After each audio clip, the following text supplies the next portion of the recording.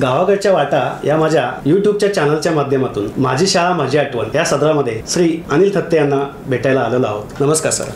नमस्कार. पूर्वीच्या काळी ना खोदपाटी नावाची एक गोष्ट मिळायची प्लॅस्टिकची.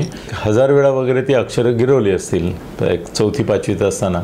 तर त्यामुळे माझा अक्षर त्या वळणाने जायला लागल्यामुळे ते अतिशय सुंदर झालं.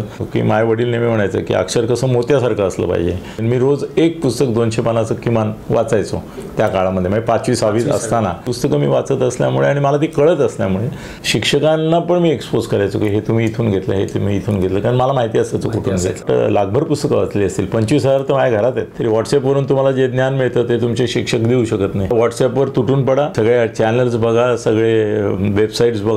त्याच्यामधून मिळणारं ज्ञान जे आहे ते शिक्षकांकडे 1% पण नसतं. कारण ते पंडित असतात सगळे. पुस्तकाच्या बाहेर जात नाही त्यांची दुनिया. आणि जगामध्ये काय चाललंय, कुठे चाललंय ते शिका.